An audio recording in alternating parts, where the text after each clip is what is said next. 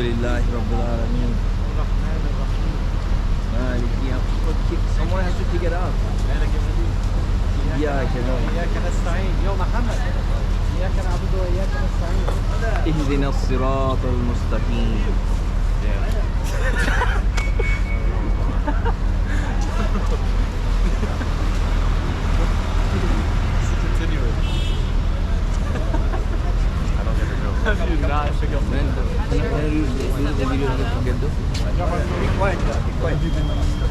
Silence.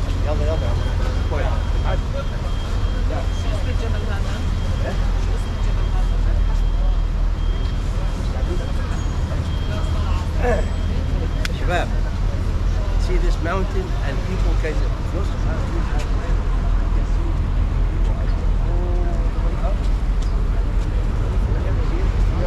see the Shabab? Early in Sayyidina Muhammad's life, he started having this love to have this called of seclusion. The seclusion is basically to what? To think and reflect, what is my job in this life? Am I here to eat and sleep? Yeah, he knows there's a God, right? But he wants to look at me, look at the mountain, right? And there's something in this life other than what I see in Mecca, right? I'm not too happy with what's in Mecca, right? So he kept going, sometimes weekend, so 3 days a day, 2, 4. And the interesting thing, at that time he was married to a multi-millionaire, Sayyidah Khadija, right? And Sayyidah Khadija had a huge number of people working for her, right? But Sayyidah Khadija, because she cared so much about his safety, he would be sitting up there, right? And she would come and sit in, she goes all the way, she goes over there. And to make sure that in case of emergency, I'm here for you, right? What did that mean? We all the time speak about Sayyidah Khadija as she al-Mu'mineen, she whatever. Sayyidah Khadija to me is the most unknown great elements in the history of our team, right? Imagine a woman that has tons of people working for her, every big shot in Mecca wants to marry her, right? And all this stuff. But in the meantime, what happened is she's sitting on the side to make sure that this man is safe. If he needs something, I'm here for him, right? That's why one day the Prophet was walking and then Sayyidina Jibreel came to him and he said, Ya Muhammad, Allah yuqrid Khadija salam, Allah send the salam to Khadija, right? And telling her that Allah built for her a palace in Jannah made of qasab, means the hair لا نصب فيه ولا صخب. It is nice and keep a very quiet feeling as a house, right?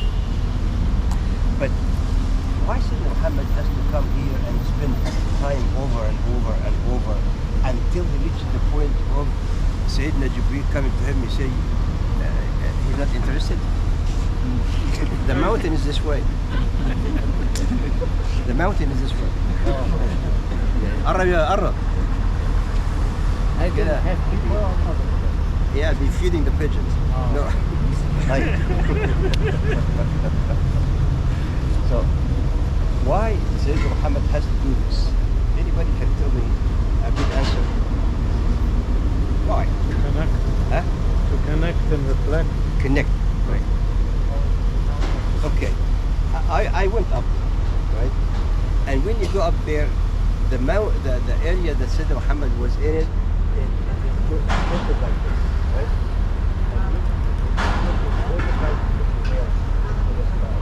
Look up, look down, right?